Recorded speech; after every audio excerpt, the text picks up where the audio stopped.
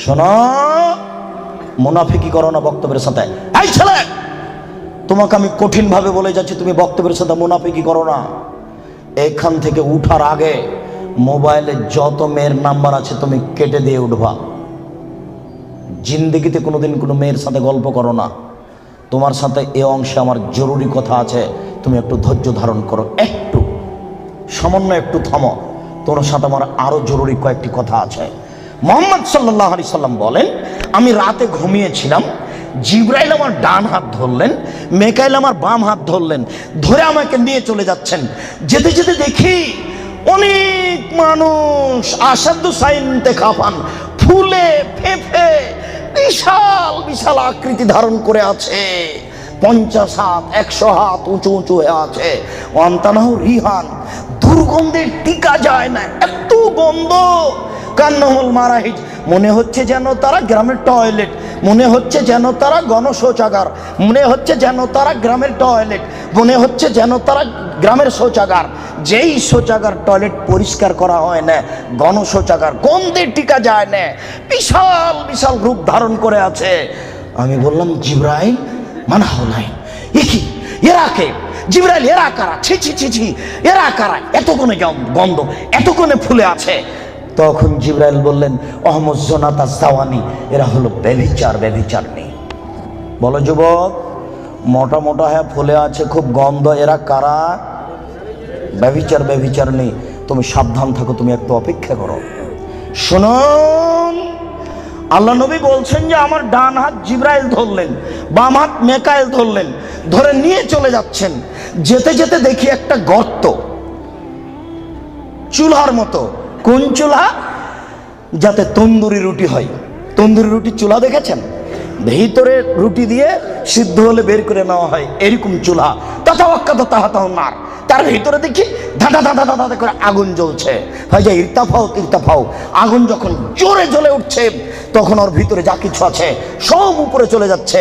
হয় যে খামেদাত রাজাউ ফিহা, আর যখন আগুনটা কমে আসছে তখন সব নিচের দিকে চলে যাচ্ছে। ফিহারে জালুন অনিসাউন ওরাতন, তাতে দেখি পুরুষ এবং নারী জমা ধরে আছে উলঙ্গ অবস্থায়, পরনে কাপড় নেই কারো, এভাবে জমা ধরে আছে উলঙ্গ অবস্থায়। আগুন যখন জোরে জ্বলে উঠছে দাদা দাদা দাদা করে উপরে চলে যাচ্ছে, আবার যখন আগুন কমে যাচ্ছে তখন নিচের দিকে চলে যাচ্ছে, আর উপরে উঠলে মনে হচ্ছে যেন বের হয়ে পড়ে যাবে। দেখি সেখানে পুরুষ এবং নারী উলঙ্গ অবস্থায় জ্বলছে।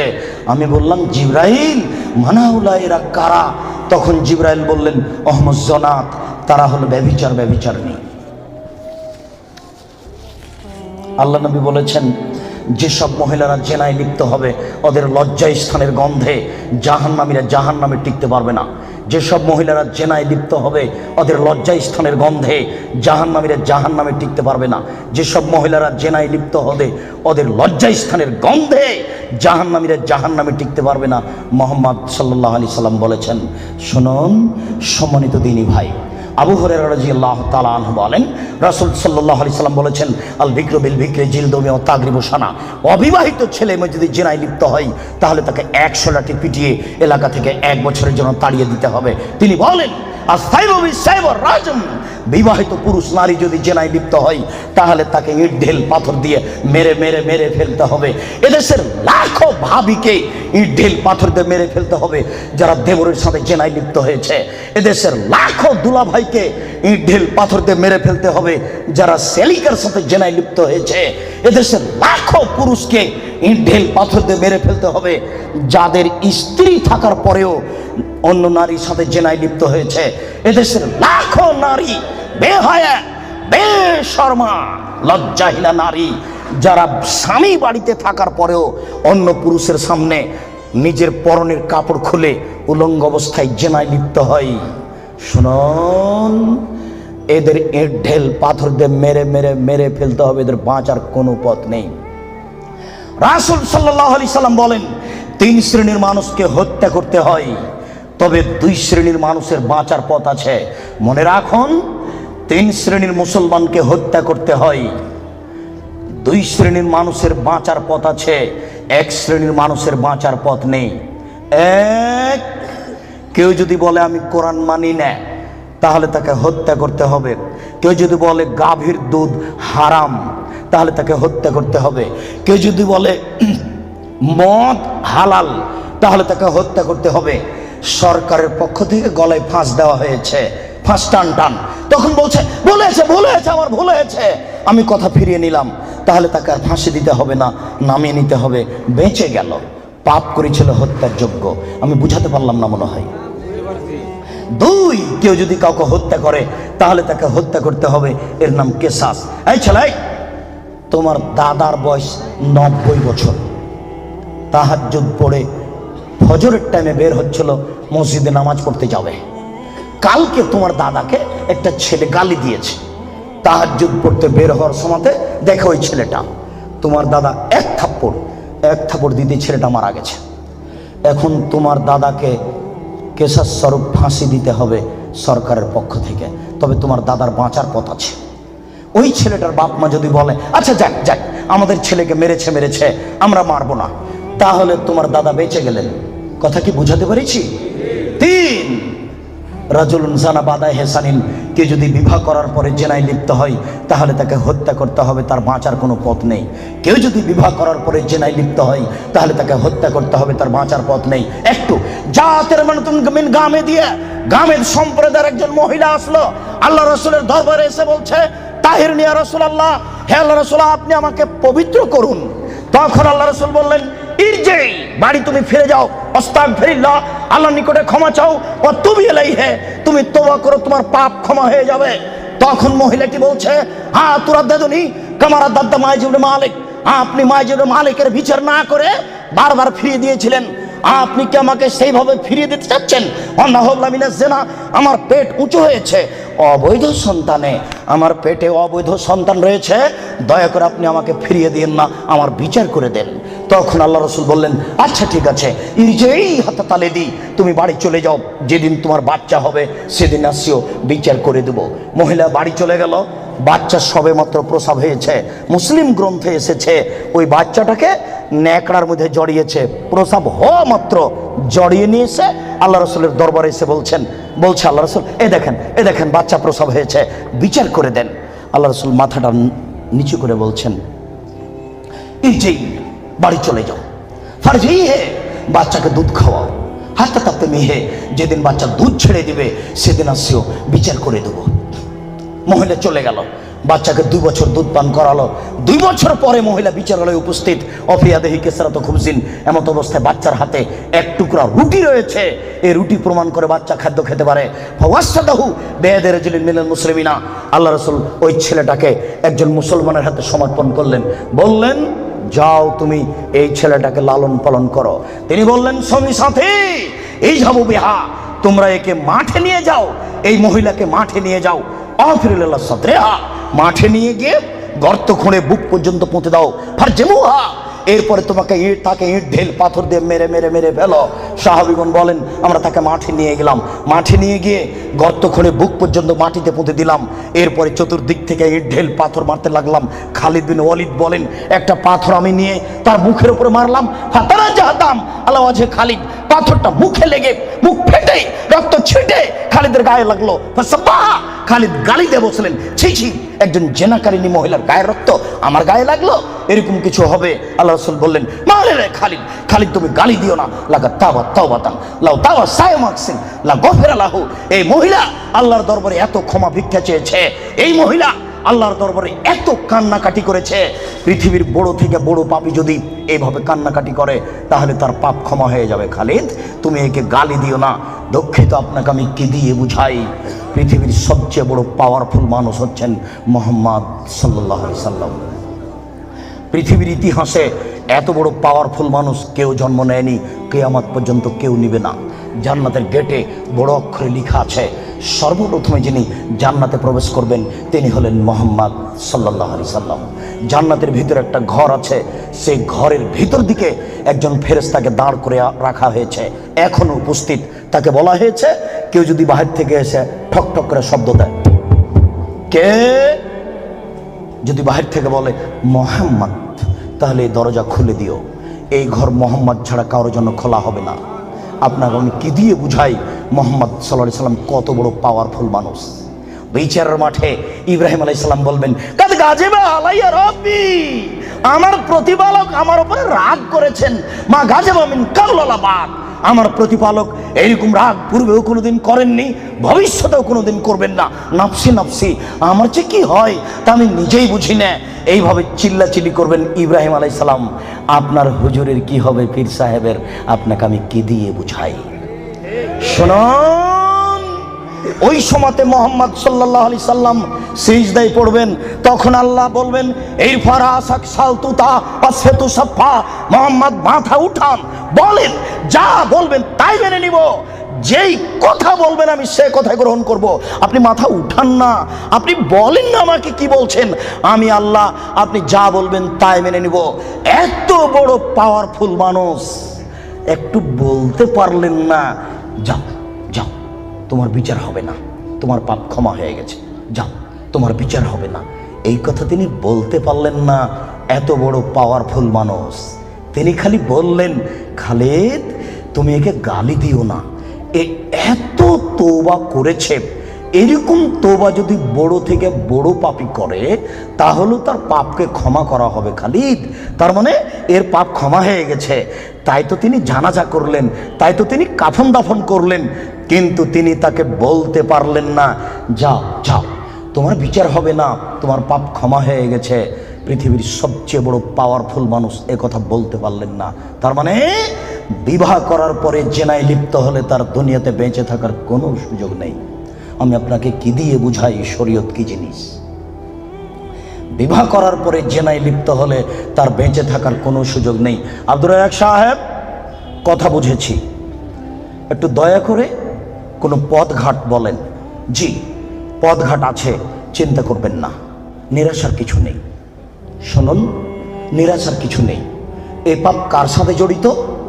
আল্লাহর সাথে জড়িত। আল্লাহ নবী বলেছেন, কেউ যদি জেনে শুনে 1 টাকা সুদ খায়, 36 বার জেনা করে যত পাপ হবে, 1 টাকা সুদ খেলে তার চেয়ে বেশি পাপ হবে। তিনি বলেছেন, সুদের পাপের 70টি ভাগ রয়েছে, ছোট ভাগ হলো মার সাথে জেনা করলে যেমন পাপ হয়। সুদ যত বড়ই পাপ হোক না কেন, সুদের পাপ কার সাথে জড়িত? আল্লাহর সাথে জড়িত। জেনার পাপ কার সাথে জড়িত? আল্লাহর সাথে জড়িত। যুবক, তুমি নিরাশা হবে না, নিরাশার কিছু নেই। শোনো, ওই মোড়ে উঠে এইখানে রিক্সা থেকে নেমে রিক্সাওয়ালাকে বলছো, এই রিক্সাওয়ালা কয় টাকা ভাড়া রে? 40 টাকা। হ্যাঁ বেটা, 20 টাকা ভাড়া, 40 টাকা চাও। এক থাপ্পড় দিয়ে 20 টাকা দিয়ে বিদায় করে দিলে। এখন এই পাপ তওবা করে ক্ষমা হবে না, মরা পর্যন্ত কাঁদলেও হবে না। এটা খুবই জটিল। জেনার পাপের চেয়ে রিক্সাওয়ালাকে একটা থাপ্পড় মারা কত যে কঠিন, আপনাকে আমি কি দিয়ে বুঝাই? এই ছেলে, তোমার বাপ দলীয় দাপটে জমি দখল করেছে, দিন রাত যদি তোমার বাপ তাহাজ্জুদ পড়ে হবে না। শফিকুল ইসলাম জাগরণী বলেছেন, লাভ হবে না কবর পাকা করে দিয়েছেন, বাপের কবর যদি স্বর্ণ দিয়ে বানান কোনো লাভ হবে না। নজরুল ইসলাম বলেছেন, মসজিদের পাশে কবর দিও ভাই। মসজিদের পাশে কেন, আপনার বাপের কবর যদি কাবা ঘরের নিচে ঢুকিয়ে দেন 1 পয়সা লাভ হবে না। শুনুন, রিক্সাওয়ালাকে থাপ্পড় মেরেছেন, ক্ষমার পৃথিবীতে কোনো সুযোগ নেই। রিক্সাওয়ালাকে খুঁজে বের করতে হবে, খুঁজে বের করে হাত ধরে বলতে হবে, ও রিক্সাওয়ালা, আমি বুঝতে পারিনি গো, তোমাকে 1 থাপ্পড় মারা আমার ভুল হয়েছে, তুমি আমাকে মাফ করো। এই কথা বলার পূর্ব পর্যন্ত পৃথিবীতে কোথাও ক্ষমা নেই। এরা মানুষের সাথে জড়িত পাপ। এই ছেলে, তুমি দিন রাত গরু জবাই করো আর কসাই গোস্ত বিক্রি করো, কোটি টাকা ইনকাম করো, তাতে আসে যায় না। কোটি টাকা ইনকাম করো, তাতে আসে যায় না। প্রত্যেক দাঁড়িতে 50 করে গোস্ত কম দিয়েছ, এখন ক্ষমা নেও দেখি। কিয়ামত পর্যন্ত তওবা করলে এই পাপ ক্ষমা হবে না। জেনা যত বড়ই পাপ হোক না কেন, গোস্ত ঠগিয়ে বিক্রি করার চেয়ে ছোট, গোস্ত ঠগিয়ে বিক্রি করার চেয়ে অনেক বেশি বড় পাপ। এই ছেলে, তুমি তো শহরে প্রতারণা দিয়ে ব্যবসা করছো, এটা দাম কত? 1500। তুমি জানো যে এর দাম 300। আচ্ছা 300, তুমি 500 চাও। চলন্ত বাজার যদি এর 2000 টাকা হয় তবু জায়েজ। তুমি জেনে শুনে বললে 1500 টাকা, তার মানে তুমি প্রতারণা দিয়েছ। একদিনে যদি কোটি টাকা ইনকাম হয় তবু তোমাকে একদিন ভিক্ষুক হতেই হবে। তুমি এইভাবে ব্যবসা কোনোদিন সফলতা অর্জন করতে পারবে না। শুনুন, ডবল দাম নেওয়া যায়, প্রমাণ 10 গুণ দাম নেওয়া যায় যদি চলন্ত বাজার সেটা হয়। প্রমাণ আল্লাহ রসুল বলেন, আনাস এই যে 1 টাকা নাও, ছাগল কিনে নিয়ে আসো। আনাস বাজারে গিয়ে 1 টাকা দিয়ে ছাগল কিনে আর এক জায়গাতে 2 টাকায় বিক্রি করেছেন। 2 টাকা দিয়ে বিক্রি করে আবার 1 টাকা দিয়ে একটা ছাগল কিনেছেন আর 1 টাকা নিয়ে চলে এসেছেন। আল্লাহ রসুল এনেন একটা ছাগল আর 1 টাকা। আনাস কি ব্যাপার, তোমাকে যে আমি টাকা দিয়েছি একটা ছাগল কেনার জন্য, তো টাকাও দিচ্ছ ছাগলও যে দিচ্ছ। আল্লাহ রসুল, আমি বাজারে একটা ছাগল কিনে ওকে 2 টাকায় বিক্রি করেছি, তারপরে 1 টাকা দিয়ে আরেকটা ছাগল কিনেছি আর 1 টাকা ফিরে নিয়ে এসেছি। আচ্ছা আচ্ছা, বারাকাল্লাহু ফি তিজারাতিক, আল্লাহ তোমার ব্যবসাতে বরকত দান করুক। কি বুঝলেন? ডবল দামে বিক্রি করেছে। ঢাকার ওই পারে যদি 1 টাকা বড় 600 টাকা গজ হয় আর এই পারে যদি 1200 টাকা গজ হয় তবুও জায়েজ। হোমিও ডাক্তার আমাকে বলছে, আব্দুর রাজাক সাহেব, মাত্র এই বোতলে 10 টাকার ওষুধ আছে, আমি এখান থেকে 1 ফোঁটা ওষুধ দিয়ে 3000 টাকা নিই, যদি টাকা কম নিই তাহলে তার ভরসা কমে যাবে। একদিন পরে আবার এসেছে, এসে বলছে ওষুধ দেন। কি করি, আমিও নিরুপায়। তখন এমনি পানি দিয়েছি, কিচ্ছু না, পানি দিয়েছি, দিয়ে 500 টাকা নিয়েছি। যদি 50 টাকা নিই তাহলে সে মনে মনে বলবে আমাকে কোনো ওষুধ দিল না, আমি কি করব? তখন আমি বললাম, ব্যবসা করো, প্রতারণা দিও না। চলন্ত বাজার যদি 1500 টাকা হয় তাহলে নেও, অথবা 500 টাকা নেও, ওই সময় 200 টাকা নিও। তুমি বুঝতে পারছো এটা প্রতারণা, এমন কিছু করো না, জেনার চেয়ে এটা অনেক অনেক অনেক জটিল। সম্মানিত উপস্থিতি, এই ছেলেরা, তোমাকে আশ্বস্ত করছি, নিরাশা হয় না। তবে আমি তোমাকে বলেছি, এখান থেকে উঠার আগে মোবাইলে যেন আর কোনো মেয়ের নাম্বার না থাকে। এবার শোনো, তুমি যদি আজকে মোবাইলের সব নাম্বার কেটে দিতে পারো আর তুমি যদি বলতে পারো আমি জিন্দেগিতে আর কোনোদিন কোনো মেয়ের সাথে কথা বলবো না, তাহলে তুমি যে কোনো বিপদ থেকে বেঁচে যাবা। আমি আলোচনার শেষের দিকে আসছি। সম্মানিত উপস্থিতি, জি, আপনারা ধৈর্য ধারণ করুন। 2 জন ইসলাম গ্রহণের অপেক্ষায় আছে, আমাদের হাতের হাত রেখে ইসলাম গ্রহণ করুন। আমরা তাড়াতাড়ি শেষের দিকে চলে এসেছি। একবারে 1 পায়ে দাঁড়িয়ে থাকেন, যে কোনো বিপদ থেকে বেঁচে যাবেন এই পথ বন্ধ করতে পারলে। প্রমাণ, 3 জন লোক রাস্তায় হাঁটছিল, বৃষ্টি আসলো, পাহাড়ের গর্তে ঢুকলো, একটা বড় পাহাড়, বড় পাথর মুখের উপরে আসলো, আর তারা বের হতে পারবে না। একজন বলল, আল্লাহ, আমার বাপ মাকে ভালোবাসি, পাথরটা সরিয়ে দাও। আল্লাহ বললেন, আচ্ছা ঠিক আছে, একটু দিলাম। একজন বলল, আল্লাহ, আমি একটা লোককে কাজে নিয়েছিলাম, অর্ধেক দিন কাজ করার পরে চলে যাবে। আমি বললাম, টাকা নেও। ও বলছে, না, নেব না। কদিন পরে এসে বলছে, টাকা দেন। আমি বললাম, গরু ছাগল নিয়ে যাও। আমাকে বলছে, মজাক করবেন না, একদিনের টাকা দেন। আর আমি বললাম, মজাক করিনি, তুমি গরু ছাগল নিয়ে যাও না। সব নিয়ে চলে গেল। আমি যদি তোমাকে সন্তুষ্ট করার জন্য এই কাজ করে থাকি, পাথরটা সরিয়ে দাও। আল্লাহ বললেন, আচ্ছা ঠিক আছে, আমি সরিয়ে দিলাম।